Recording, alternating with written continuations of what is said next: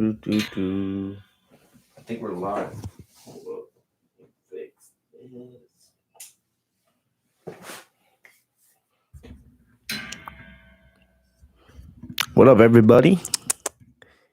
I know it's I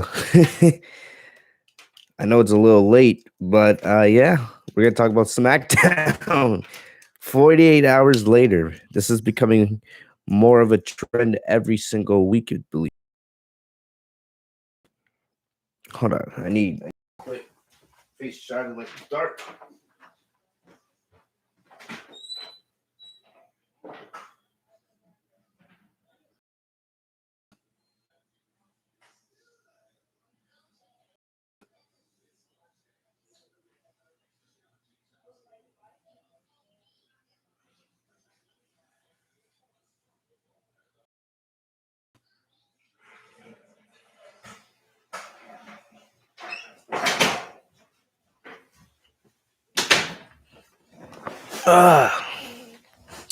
Yo, let's get into it. Yo, what's going on, everybody? It is your boy Fitzmonk TV here, aka G Lauren33. I am back here with a I don't know what to call this. I would call this a bonus episode. I'll call this, I guess, I guess you can call it a bonus. I don't know, but this is the Legit Shoot podcast, whatever you guys want to call it. And I am live tonight on a Sunday night. You know, the only time I'm usually live on a Sunday night is if we have a pay-per-view going on. But you know, so you guys have been bothering me all weekend, asking me about Roman Reigns' theme. I don't know why you guys have to keep harping on my social media pages. Oh, Fitz, when you gonna give us a SmackDown review? Oh, Fitz, when you gonna give us this? When you gonna give us that? Oh, what do you guys think about Daniel Bryan? What do you guys think about Roman Reigns? All this other stuff, man. Like, you know, I know you guys love the podcast and you guys love my thoughts and everything, but damn, some of you are just annoying as hell. Asking me like 15 times a day. And I'm not kidding. There are a couple of you guys that will text me 15 times a day, ask me when I'm going to go live with a SmackDown review. I'm just like, do you guys have nothing else going on in your personal lives? Like, do you guys really need my content that badly? Like, I know, like, it's just really crazy, but I'm gonna be honest with you guys. I'm live. I know that, but this is not gonna be a very long live stream. I'm thinking it's probably gonna be most likely less than an hour. You know, I'm not gonna be live for long. I know, and I'm very very busy. You know, that's why these SmackDown reviews have not been happening at all, or they've been coming out late. You know, so I did want to come on here and talk about my thoughts on what's been going on with Roman Reigns, his new theme song, Roman Reigns and Daniel Bryan. Talk a little bit about the women's division, WrestleMania Backlash, and just a couple other things that have been going on in the community. Like I said, this won't be a very long live stream. You know, you guys want to call this your SmackDown review, I guess, since we will be mainly talking about SmackDown. But honestly, you know, this is going to be pretty chilled, you know, not too long. Like I said, it's not going to be a long live stream. I don't even have the layout out. But you know, either way, thank you guys for joining me on this, I guess, weird edition of the podcast. It could be the same way next week. I'm going to be honest with you guys. This could be the way we're doing the SmackDown review next week as well on a random Sunday night. I don't, you know, things are just crazy with my schedule right now. So, and I'm trying to figure those things out. But luckily, I'm able to go live, you know, so it kind of makes things a little bit easier. But, you know, we are talking about SmackDown for April 30th. It's crazy. We're talking about a SmackDown from last month because we're in May now. But the big thing was Roman Reigns versus Daniel Bryan Universal Championship match. If Roman won, Daniel Bryan would be barred from SmackDown. And that was even the biggest story, in my opinion, coming into this match. It wasn't because, let's be honest with ourselves for a second here. Let's be honest.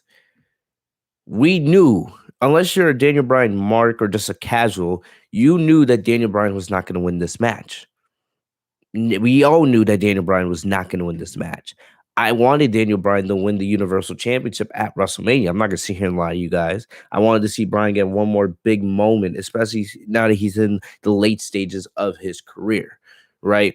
And you know, I thought with the crowd at WrestleMania, that would be the perfect time to do it. But remember, Bryan wasn't even originally supposed to be in that match, right? It was supposed to be Edge versus Roman Reigns. And then it got changed to a triple threat match, which I was happy about, right? The big thing here with this is more it ends an era for Daniel Bryan. We've seen Daniel Bryan's career. We know what he's done. We know he's a future Hall of Famer, right? From NXT and being, The Miz being his teacher, right? And how that actually turned into a real feud on and off screen, and then Daniel Bryan being in the Nexus, get kicked out of the Nexus. Then, of course, SummerSlam 2010, when he and John Cena, took down the Nexus together. And then eventually Bryan becoming a star on SmackDown, winning the World Heavyweight Championship, the movement, right? The yes movement, the no movement, all that. You have the storyline with CM Punk and AJ Lee, and then eventually that becoming Team Hell No with Kane and how great a tag team they were in the early 2010s. And then eventually the Yes Movement becoming even bigger when he went up against John Cena in 2013, and how they turned that into a fantastic storyline from SummerSlam 2013 all the way to WrestleMania 30 in 2014 with one of the best WrestleMania moments of all time. Daniel Bryan beating Triple H, and then at the end of WrestleMania 30, making Batista tap out in the triple threat match to win the WWE World Heavyweight Championship. Crazy moment, one of the biggest moments in the history of WrestleMania, you ask me. Probably a top 5 WrestleMania moment. All right. And then Daniel Bryan having to retire, right? So you have all that part of Daniel Bryan's career. But then you have these last 5 years on SmackDown Live, right? Remember in 2016, because remember, Bryan had to retire.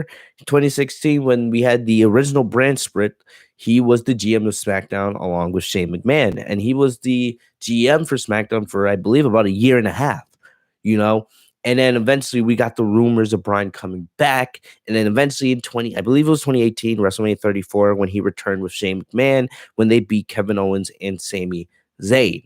And then after that, Bryan, got back in the ring. He had the storyline with The Miz. And then eventually the epic heel turn, that heel turn was epic when he turned heel against AJ Styles to win the WWE Championship. And he became the planet's world champion. He had the ecosystem, WWE Championship belt. It was fantastic. It was great. And the thing about it is, what was great about that run is you never thought Daniel Bryan would ever turn heel. But not only did he turn heel, he was probably the best heel in the company during that WWE Championship run. It was fantastic. And then how it ended with Kofi Kingston winning the WWE Championship, right? Another great WrestleMania moment, right? Kofi winning the WWE Championship, Daniel Bryan winning the WWE World Heavyweight Championship, Bryan being involved in both those moments, right? Two of the greatest WrestleMania moments of all time, if you ask me. And then, Kofi winning that title, Bryan then eventually turned babyface again, which led us to where we are now, right? You got to remember, this was a big deal because of all the history Daniel Bryan had on SmackDown. And I was talking to a friend of mine, and I was thinking, is Bryan, he's permanently banned from SmackDown? Based off, they didn't sign no contract. And the reason why I asked that big question is, I was thinking, is he banned from SmackDown until Roman leaves the brand or anything like that, or is he permanently banned from SmackDown? He can never be on SmackDown again for the rest of his life. It makes me think how valid is that actually, because you think of Shawn Michaels. Shawn Michaels was forced to retire by The Undertaker after his loss at WrestleMania 26. His career was supposed to be done. And then he came back 8 years later to, tag with Triple H, reform DX, and they went up against The Undertaker and Kane in what was a very, very bad, very, very poor match at, I think it was Crown Jewel Super Showdown, something like that, one of the Saudi Arabia shows. So you got to ask yourselves, how long does this go into effect? Because this should have been a much bigger deal than they made it. Well, all the history Daniel Bryan has on SmackDown, for it to end the way it did on SmackDown, as great as the match was, it was just really? It's not even me thinking about Daniel Bryan being barred on SmackDown. It's more the circumstances surrounding that. How valid is it? How long is this actually going to be in effect?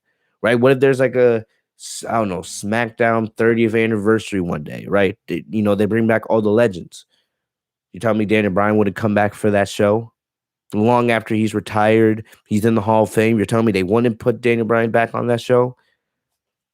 It's just like this is why I'm just sitting here questioning the circumstances of these decisions.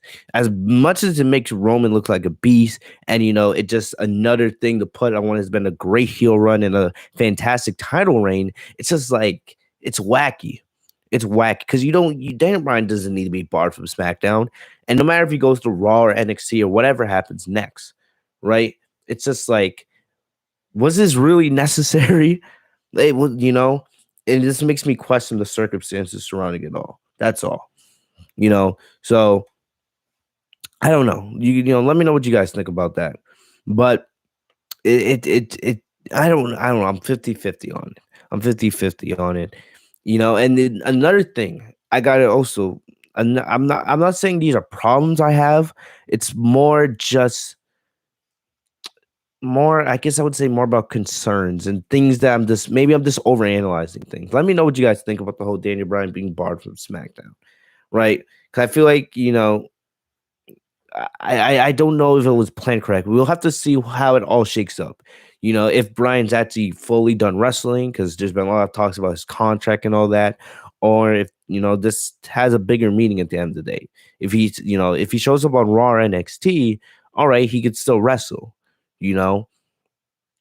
But if he doesn't show up on again, I guess this works out. I don't know. It's just something I've been thinking about. Right? Was Daniel Bryan leaving, or was Daniel Bryan being barred from SmackDown really necessary? Right.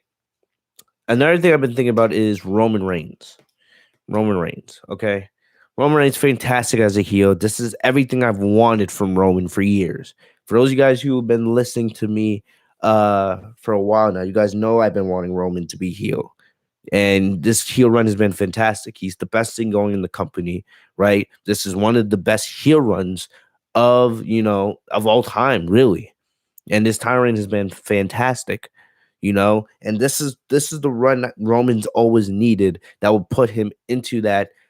I'm not gonna say greatest of all time conversation, because honestly, when you put his resume above the others, like a Cena, like a Rock, like a Stone Cold, like an HBK, it doesn't match up.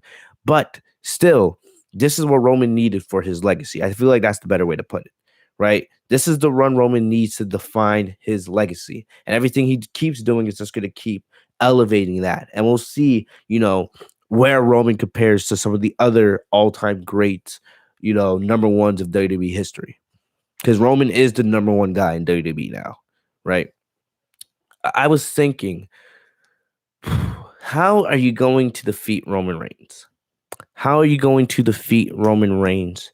And I know I'm doing the podcast a little bit different. I'm just giving my thoughts really on some of the things going on with SmackDown, right? Because I don't really feel like doing a full show review, because especially 48 hours after the show, was on.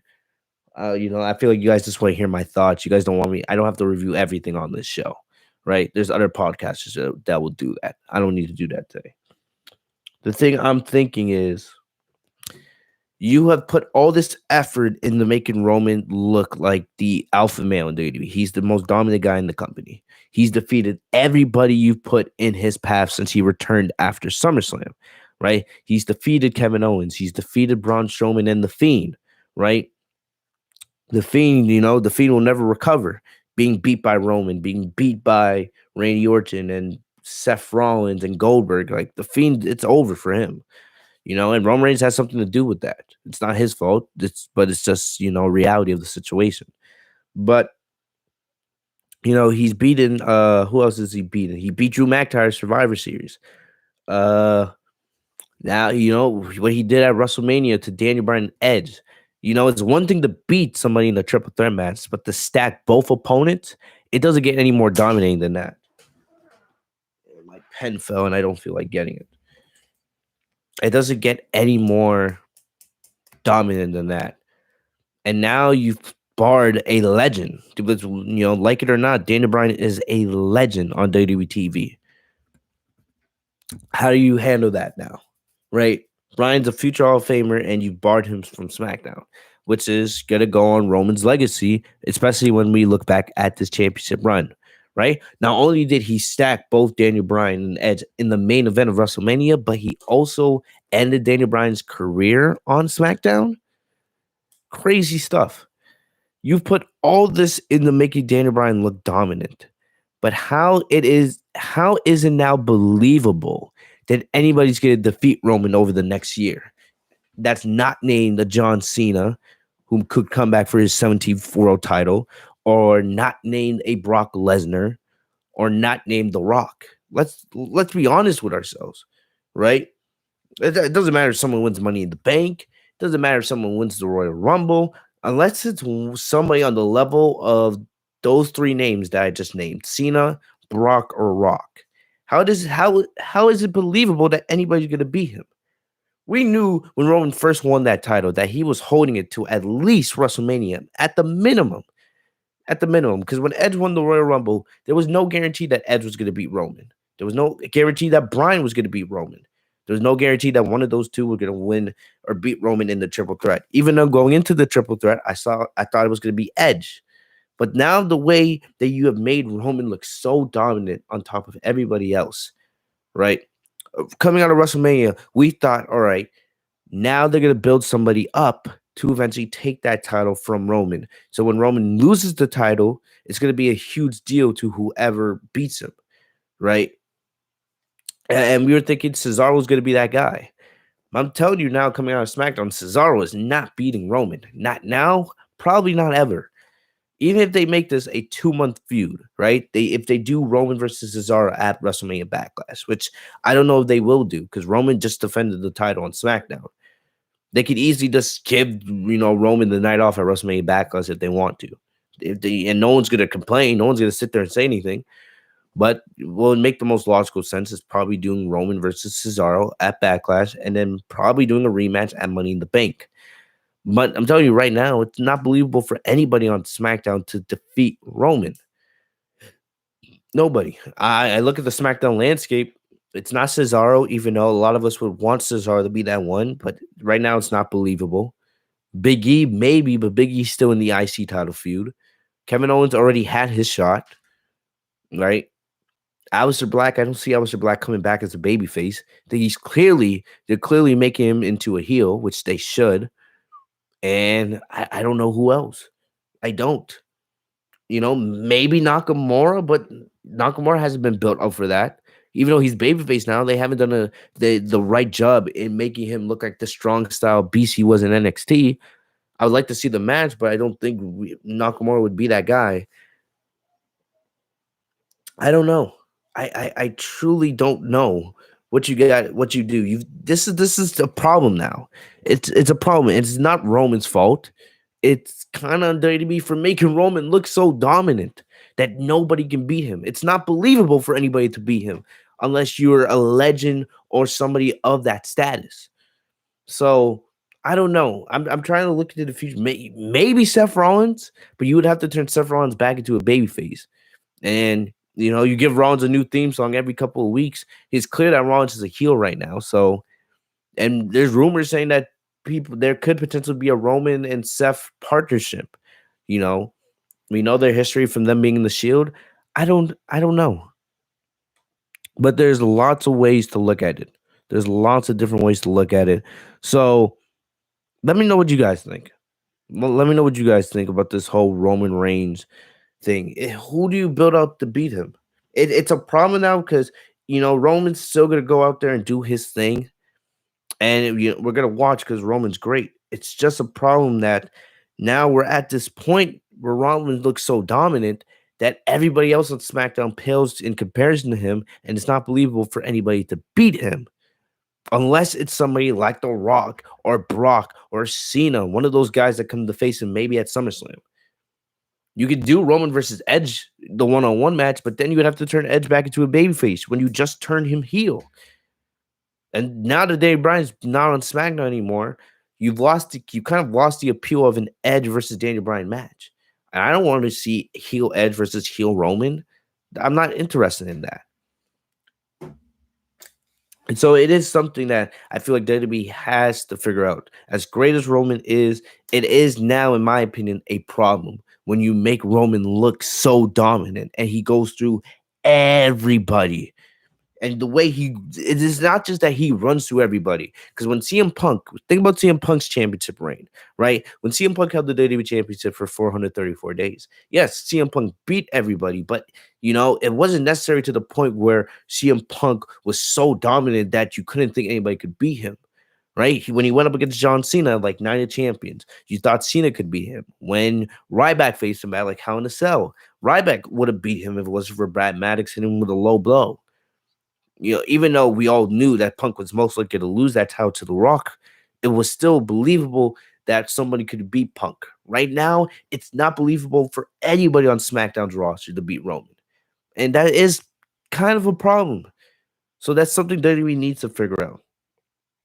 That's all. All right. That's all. But yeah, so let me know what you guys think about that. Right. Another thing. Oh, I can't see the chat on my screen. I can see the chat. I have to go on my YouTube app to see the chat. So if you guys are asking questions, it's not that I'm not seeing them, it's that I can't see them on my computer. So forgive me about that. So let me look. Let me see. Do you guys say anything? Oh, you guys are just reacting to what I'm saying. Okay. All right. Quickly, let me talk about Bianca Belair. All right. You guys know I do like Bianca. I never had a problem with her. I had a problem with the way she was booked going to WrestleMania. Now we are getting into Bianca's championship run. And how do I say this? I like Bianca as champion, but I do not want WWE to get into this thing where they can just put Bianca against anybody and think that's enough to sell a pay-per-view match. Because I will say the same thing I said last week on the podcast, or whenever it was the last SmackDown review. One of my problems with what they're doing with Bianca and Bayley, we've already seen this feud. And I'm not against seeing the match again, right? Because Bianca and Bayley's feud before Bianca in the Rumble, I enjoyed it for the most part. It was a nice little side feud. We had Sasha versus Carmella, and we had Bianca versus Bayley. My problem now is Bianca's not at the level where you can give her any opponent and then just give us a match out of pay-per-view.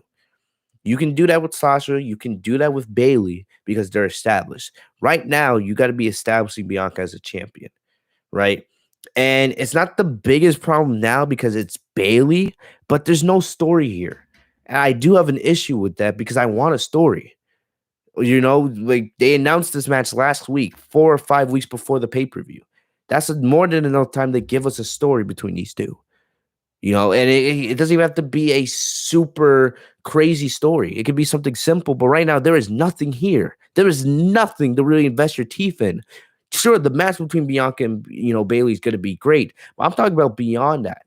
When you have Bianca going up against, I don't know, a Ruby Riott or a Carmella, we don't know because there's not many people in SmackDown's women's division, but if we do get those feuds, because we all know Sasha versus Bianca 2 is going to happen. We don't know when, but we know WWE is planning that, right?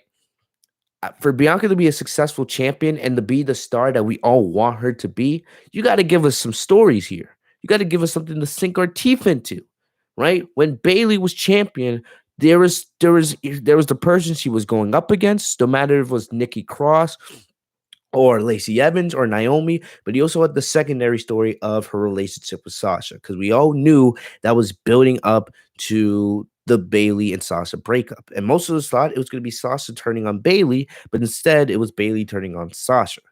That was something that would always be something to think about here, right? With Bianca, she's just getting started. So you should be using this time to build her up, right? So that eventually, years down the line, we can trust Bianca with whatever they give her. That's my thing. Right now, there's still people that don't know who Bianca is, right? And even though I know who Bianca is because I watched her in NXT and we've seen her on the main roster, there's going to be people that are like, Bianca versus Bayley. I've already seen that. There's no story here. Why should I watch? And that's a problem that SmackDown needs to fix, right? You did the 6-woman tag match or not 6-woman. You did the 6-man tag match with Bianca teaming up with the Street Profits, her husband Montez Ford, and then against Bayley and Rude and Ziggler, and the match was good. Bayley, Bianca looked good, right? The title looks good around Bianca's waist. She definitely has the appearance and the look of a champion, right? And I kind of liked how, I believe, Bianca whipped Robert Roode with her hair whip, and then she hit Bayley with the KOD, right? And it's just like, okay, even though the tag match was good, it did its job. It's like, what can I expect at WrestleMania Backlash? Right? I just seen Bianca hit Bayley with a KOD again. What can I expect? Why should I watch the match of WrestleMania Backlash when I've already seen how this plays out? That's an issue. There's no story here. It's a problem here, right? And I don't want people to get into that knack with Bianca. Another thing I gotta mention is, she should not be using the hair whip on TV. Yes, it looked cool when she whipped Robert Roode, and we all remember what happened at WrestleMania when she whipped Sasha. I wonder if Sasha's, her scar has healed yet, but we don't know. We won't know that until we see Sasha on TV again, right? Why is Bianca using the hair whip on TV? She should only be using that for pay-per-views and special moments, right? If you have her using it on TV like that, just so casually, it's gonna get old really quick. It's gonna be like, it's not that special. She should only be using it when she needs it the most. And another thing is, I don't know if there's any, I don't know WWE's playbook or anything like that, or the rule book or whatever, right? Is it supposed to be illegal to use your hair as a weapon? Right? Let's be honest here. Bianca's hair is so thick. It's her when she whips her hair, it's like a kendo stick. That we seen what it did to Sasha. That thing is like a kendo stick.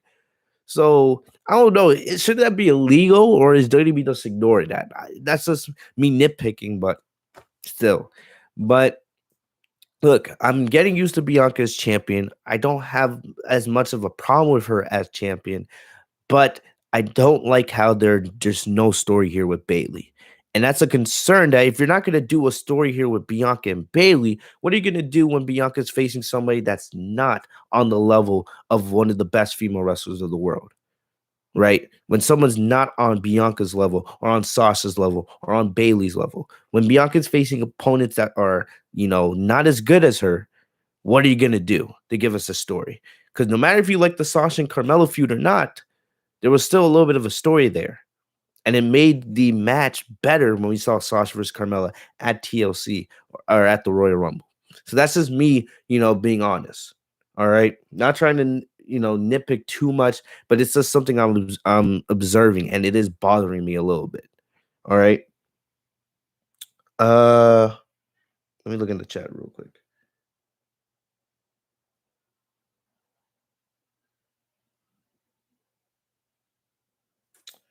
I see Maniac says something about the story here is.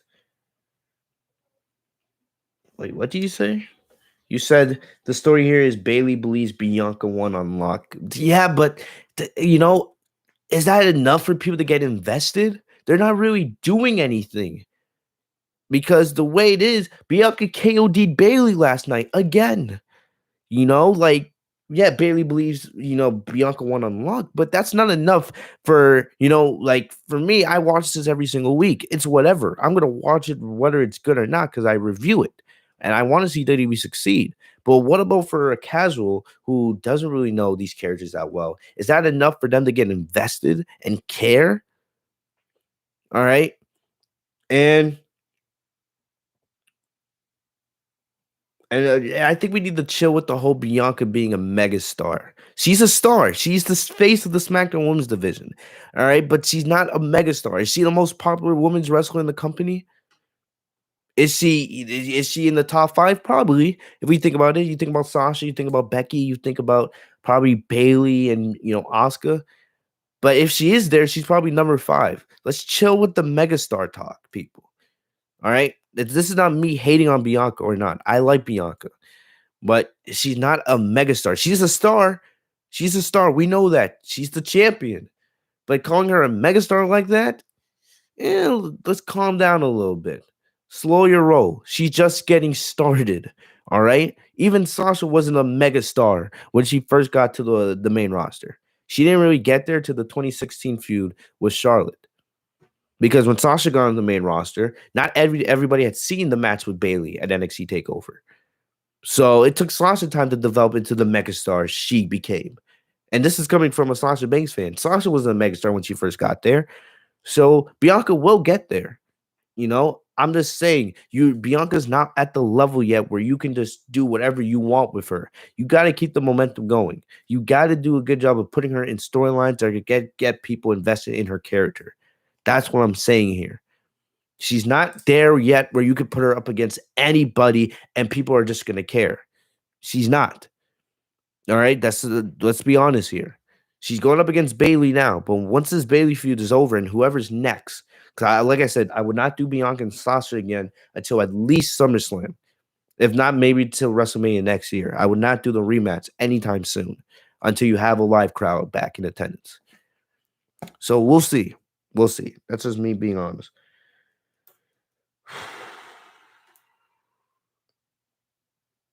Let me look back in the chat.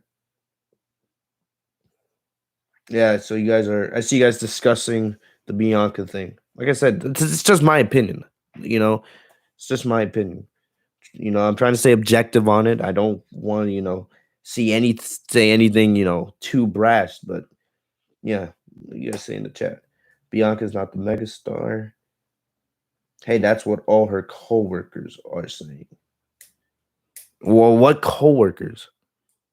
I've seen Bianca on ESPN talking to Stephen A. Smith because that's part of your job when you're the champion, right? You got to represent the company. But I don't see I haven't seen these reports. I've seen people praising Bianca and Sasha for what they did at WrestleMania, but I don't know where all the megastars. I'm not saying Bianca's not a star, but when you talk about megastars, you're talking about the biggest stars in the company. You're talking about the Sashas, you're talking about the Romans, you're talking about the Seths, you're talking about the AJ Styles, you're talking about the Cenas, the Brocks. You're talking about the best of the best in the company. Bianca is not there yet. She will get there, hopefully, in due time. But somebody else calling her a megastar already? No, don't do that. Don't do that.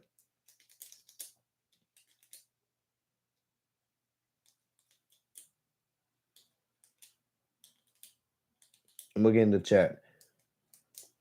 I agree with you, JD, what you said. You guys talk about heel Naomi. All right, speaking of Naomi, let's talk a little bit about the woman, all right? Because like I said, I'm trying to keep this under an hour, right? Well, I'll just say something about the IC championship scene, then we'll talk about the woman. If you guys Maniac, okay, before I talk about the IC champ, Maniac said Corey Graves, Beth Phoenix, Triple H, and even some fans. Of course, Triple H would say that. He's from NXT. Triple H says it about every person that comes from NXT. That's his job. All right. Corey Graves, he's a commentator. Who cares? I don't really care what he has to say. Beth Phoenix, another NXT guy. And the fans are going to call whoever they want to be megastars. I'm saying as an objective fan, Bianca's not at that level yet. Let it happen over time. But don't try to force a title on her, like a title, like not talking about the belt, but don't try to force a label on Bianca that, if we're being honest with ourselves, she hasn't earned yet. She hasn't earned that title of megastar. She shouldn't be, we shouldn't be talking about that until she's been in the company or been a champion, for a good amount of time. And we see what her actual body of work is at pay-per-views against opponents. We're not there yet. She just won the title. You already want to call her a megastar. Like, not even Sasha was a megastar when she came to the main roster. Took time to get there.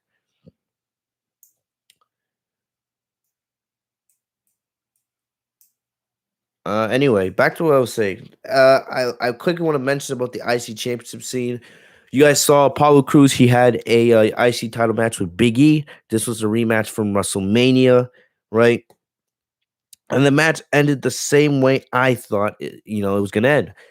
Big E put Apollo with the big ending, and then Dabakoto. I like calling him Dabakoto instead of his other name, but Dabakoto interfered and sent Biggie flying to the post, causing a disqualification.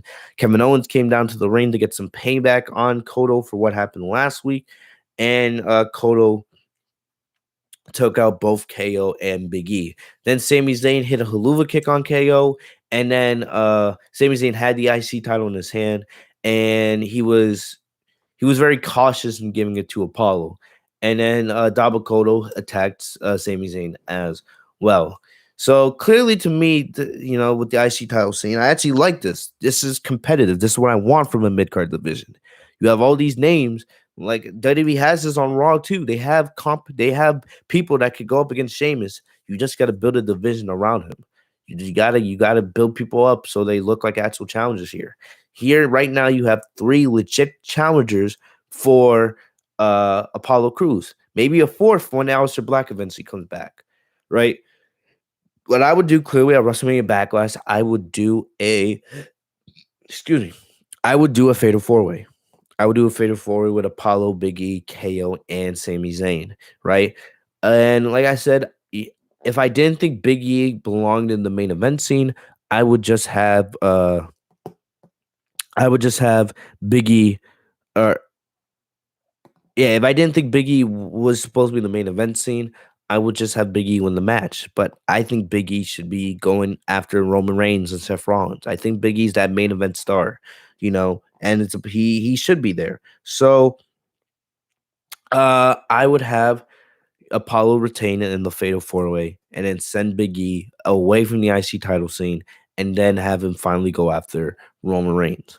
Even though right now Big E, probably wouldn't beat Roman, it's still a match I feel like we all want to see, and Big E deserves to be in that main event spotlight. So I just quickly wanted to mention the IC title scene. I'm not mentioning anything else on the show because it really doesn't matter. Don't ask me about the women's tag team division. Don't ask me about anything else. The Aleister Black promo, it was good. It was good, but Aleister Black isn't back yet. Because they're gonna keep giving us these Aleister Black promos until we see him back in the ring. We see what this new gimmick, this new character is. How different it is from OG Aleister Black. I'm not gonna really, care about it too much if I'm being truly honest with you guys, right? But yeah, other than that, that's what I wanted to say about the main things from SmackDown. Like I said, this was going to be a short review. I do have one more thing, or one, maybe two things, but probably most likely one more thing I want to talk about because I got to get out of here in a little bit. You guys were bothering me for a SmackDown review. Yeah, I did in less than 40 minutes. One of the shortest reviews ever. Big E should win the Rumble next year. I agree with that. Right now, it's really early, but remember, Big E was a favorite to win the Rumble this year.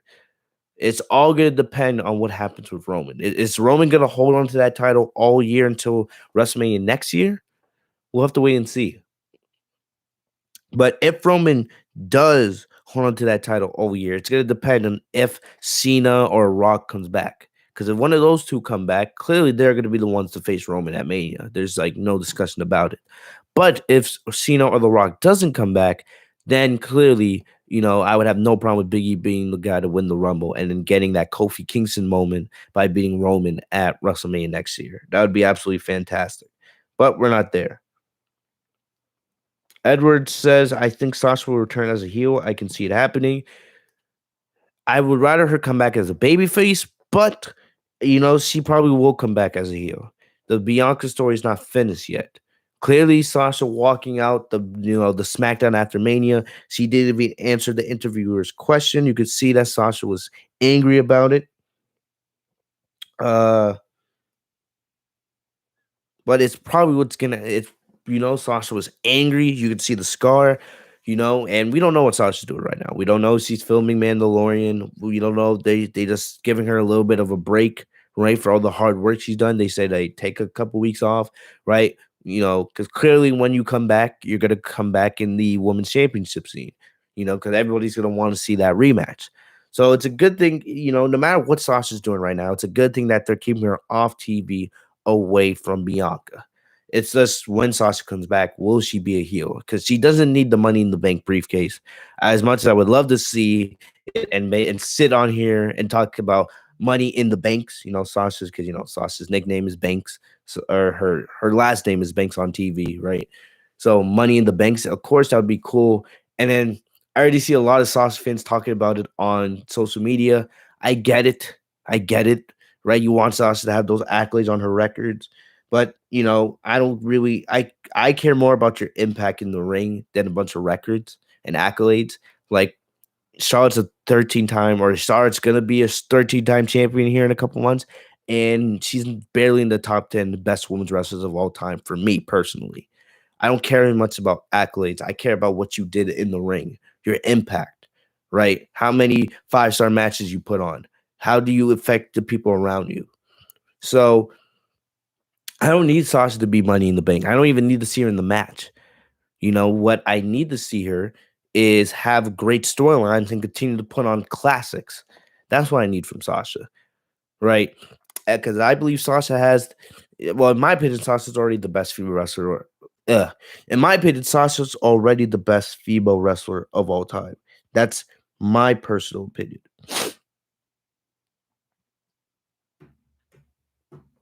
Right? That's my personal opinion. Sasha's already the best female wrestler of all time. But, not everybody thinks that. So when I want Sasha to come back, I want her to keep doing what she's doing, putting on classic after classic with every single person she's in the ring with, giving you matches that you're going to go back on Peacock on the network and watch over and over and over again. So when Sasha comes back, Sasha's probably going to be a heel. Let's be honest. I could definitely see Bianca cutting a promo on SmackDown after beating Bayley, maybe beating somebody else, depending on what they do after Backlash with Bianca. And then Sasha either coming back and hitting Bianca with a chair, kind of like what she did to Becky when she came back a couple years ago in 2019 with the blue hair. Maybe Sasha comes back with green hair. I don't know, right? But I think Sasha will probably come back as a heel to face Bianca, and maybe she loses to Bianca again, and that's what turns her babyface, right? Because Sasha's easily more marketable as a babyface because she's one of the top stars in the company, right? But we know Sasha's a way better heel than babyface. But I don't know. I don't know. Like right now, I, I'm usually really good when it comes to this booking stuff. I don't know how you book Sasha's return, whenever that is, no matter if it's after Backlash or Money in the Bank or on the road to SummerSlam. For me, I would have Sasha win the Women's Royal Rumble and then get the rematch with Bianca. And yes, that would mean Bianca would hold the title for close to a year, you know. But right now, it's hard for me to say. And like you guys ask me all the time on social media, how would I do a Sasha Banks return? And as one, a huge Sasha Banks fan myself, I don't know personally. I don't know how I would do it because I don't know if she's coming back as a heel. I don't know if she's coming back as a babyface. I don't know when she's coming back. The only good thing that I know is she is coming back because when she left in 2019, we didn't know she was coming back because we heard the reports of her asking for her release and all this other stuff, right? At least now we know that she's fine. We know that she's happy. She's doing whatever it is she's doing. And when she does come back, it's going to be great because we're going to get the rematch with Bianca. And it will probably be in front of a live crowd at SummerSlam or at a, big pay-per-view. It's just me personally. I would rather her come back as a babyface than rather than a heel. But, you know, I think she is going to come back as a heel, and I don't really know how you. I don't know how you book Sasha's road back to the title because Sasha's going to hold that title again, no matter if it's this year or next year, right? She's going to win the SmackDown Women's Championship again eventually.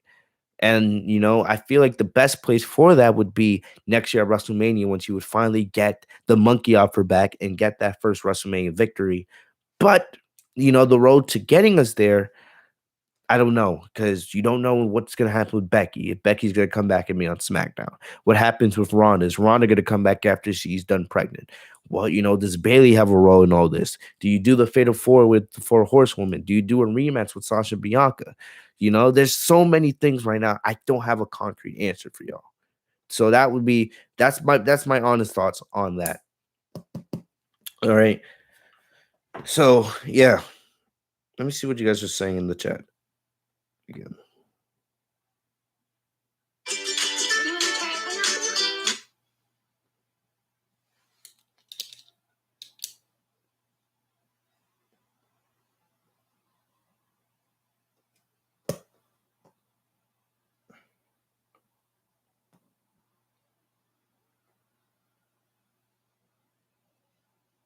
It look bad.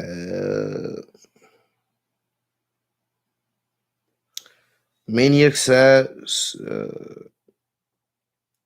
Maniac says Sasha to go, but Bianca is legitimately the only person who could claim that title in a few years.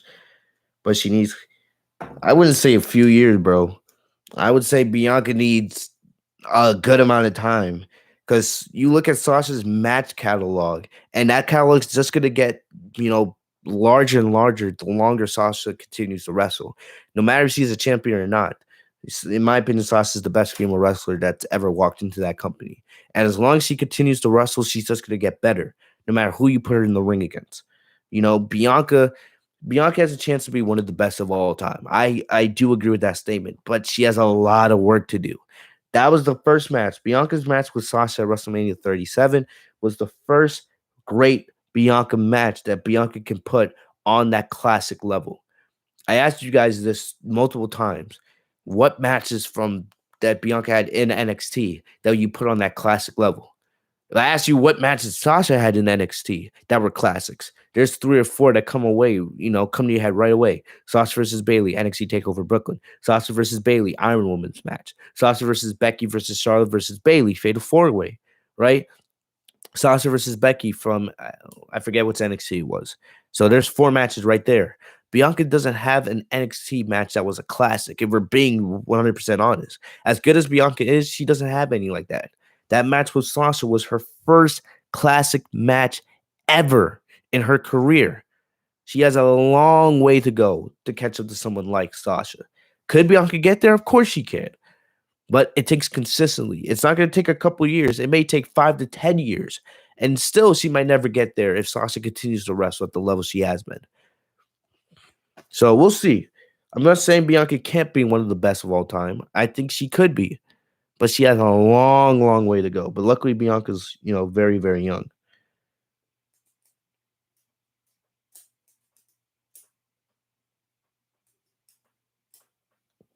All right. I'm gonna wrap this up a little bit. So the last thing I wanted to talk to you guys about is something made by Mick Foley. I know JD did a video. I would have talked about this either way if I did a SmackDown review earlier, a couple days ago. But I don't know. You guys probably saw that Mick Foley made a comment saying that the women of WWE they need their own show, right? And JD texted me about this, and I said I saw it. And I was thinking about actually making a whole bonus episode about this, but I might as well just get off my chest now. All right, Mick Foley, man, he is a legend. We know that Mick Foley is a legend, but the guy comes off as an idiot sometimes. Because let's be honest about Mick Foley's legacy, right? Mick Foley's legacy is that Undertaker Hell in a Cell match. Mick Foley's legacy is winning the WWE Championship and losing it to The Rock 3 times in a row, right? Or losing it to The Rock or Triple H, yeah, depending on which reign you're talking about. Mick Foley has that big WWE Championship victory in Worcester, right over here, right up here in Worcester, where he beat The Rock in what's now known as the DCU Center, but back in 1999, it was called the Civic Center. And, that was the night, of course, where Stone Cold Steve Austin got one of the biggest pops in WWE history, marched his way down to the ring, hit people with chairs, and then had Mick Foley cover The Rock 1, 2, 3. Or was it Triple H? I think it was The Rock. Who cares? You guys get the point, right? Mick Foley's career is known for crazy stunts. The 3 phases of Foley, right? No matter if it's Mankind or Cactus Jack, right? Or Dude Love, or just plain old Mick Foley, have a good day. He's known for crazy stuff like Hell in a Cell getting thrown off by Undertaker, getting speared through a flaming table by Edge. He's known for losing an ear. That's his legacy. He's not known as a legend because he was one of the greats of all time, like a Stone Cold, like a Rock, like a John Cena. Mick Foley's legacy is completely different from those names, right? Mick Foley was also one of the guys who said that Sasha losing at WrestleMania and putting other people over is one of the best things that Sasha could do. And yes, even though there is a little bit of truth to that, there's a little bit of truth to that because Sasha losing to Bianca, even though you have the clowns that will bring up how she's 0-6 at WrestleMania, right? Sasha's legacy is so much bigger than that stupid WrestleMania streak. You know, putting Bianca over in that big a moment in one of the best WrestleMania main events we've seen in the last decade, and one of the greatest women's matches in WrestleMania history, if not the greatest. You got to understand that the women of WWE are not meant to have the career of Mick Foley. And I'm not going to compare Sasha to Mick Foley because that's not what this is about. This is about Mick Foley needing to understand that people are not him. People are not him. There is no need for a all-woman show. No need. Look at 205 Live, for example. Nobody talks about it.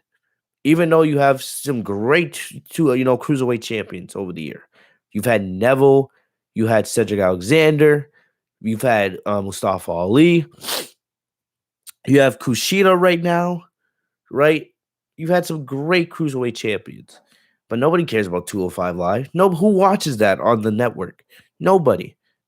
There's nothing special about it. You go to a SmackDown or a Raw a couple years ago when things were still normal, and they would film 205 Live right after, SmackDown tapings would go off the air. And some people would stay for it. Most people wouldn't because they just didn't care. You do an all-woman show. How many people are going to care for that outside of just coming in to watch Sasha or Becky or Bayley, even Charlotte and Asuka, maybe Rhea Ripley or Bianca Belair? People are not going to watch that because, one, it overexposed your female stars, right? Because we would have to assume that, the big names, like the names I just mentioned, they would still appear on Raw and SmackDown plus pay-per-views. So you're overexposing them, where WWE already does enough to overexpose their stars. Then you would have to build what? If the all-women show was like, 1, 2, 3 hours, how long is it going to be? Right? Then you got to find storylines to fill the other parts of the show. And also, another thing is, you do that, how likely do you think that WWE brings in more women's championships? They already have too many championships already.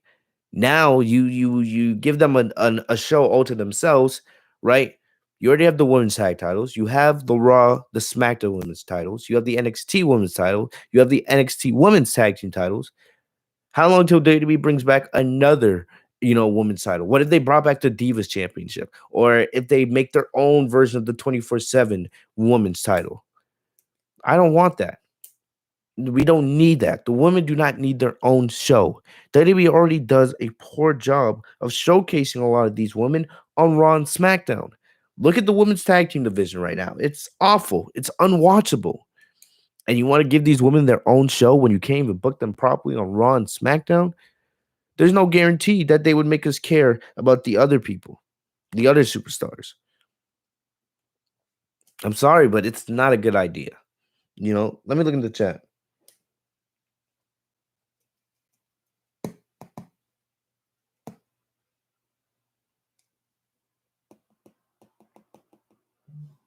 I do agree with what you say a little bit, Maniac, right? We gotta be careful here. Like, I understand I want equality for the women. I do eventually want to see an evolution too. I feel like you can still make a good show out of that. The first evolution wasn't that good, it wasn't that memorable, but I feel like now you could make a good show out of having an evolution too. I want to see the women on the equal level of the men. And for I could sit here right now, people like Sasha and Becky and Ronda and Asuka, what they've done for the women's division, they've helped make the women appear more equal than the guys, or more equal to the guys. But we're not at the point now where the women need their own show. What you need to do is book them better. You have more than enough TV time to make these women feel important. You have 3 hours on Raw, 2 hours on SmackDown. Last week, Bianca and Bailey got 3 minutes on television. And you want to give them their own show? How about we focus on giving them 15 minutes of television on SmackDown? You have 3 hours in Raw. Why can't you give me about 45 to 50 minutes of the woman on a Monday Night Raw? And put them in actual good storytelling, important matches. Do that, and that's how you make the woman have a better presence. And then maybe in the long run, if you're consistent, then maybe one day we can talk about maybe the women having their own show. But right now, instead of trying to skip steps, why don't we focus on what's important here with the women's division? We don't need an all-women show to make the woman look important. Let's book them importantly so that they look important. That's how you get Sasha and Bianca in the main event of WrestleMania, when you book them correctly. And even though Sasha and Bianca was far from booked as the best feud, right? It still went into WrestleMania as one of the most hyped matches because of how great Sasha is and everyone wanting to see what Sasha and Bianca were going to do together. That's what I'm going to say about that. Yeah. And you're right, Maniac. That's how I'm going to end this. The women don't draw as much money as the men. That's a fact. That's a fact. There's a reason why the WNBA will never be on the level of the NBA. You're not going to get the highlights. You're not going to get the dunks. You're not going to get the same level of basketball that's played. Because if we're being honest, men are just genetically superior to females. That's a fact. And I want to see the woman succeed. I am one of the biggest advocates for women's wrestling here on YouTube. But if we're being honest with ourselves, the women are not at their level, are not at the level right now where they can have their own show. It wouldn't be the best thing for the women's division. It would hinder the women's division, if anything. And that's where I'm going to leave it. Right?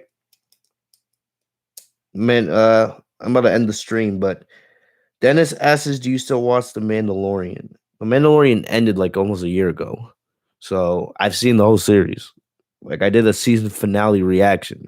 So there's still not anything else going on for The Mandalorian. Right. But other than that, guys, thank you guys for joining me here for this mini stream podcast. I don't know what to call it, but I did just wanted to hop on real quick and give my thoughts about, Roman's new theme, how fantastic that is.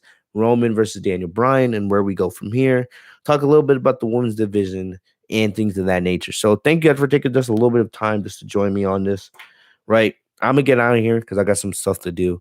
I will be back here on Tuesday afternoon. Tuesday afternoon, we will have the Monday Night Raw review, right? Let's pray it's a decent show. It probably won't be, but, a guy can hope, right? A man can dream of a good Monday Night Raw. But thank you guys for spending some time. Thank you guys for spending some time with me. I'll see you guys later. I hope you guys enjoyed. Share this with your friends. Like, comment, subscribe if you guys did. Click the red button if you guys aren't subscribed and hit the bell next to my name, Fitzmonk TV, so you guys are notified every time I post a new video. Thank you guys once again. I'll see y'all later. Peace.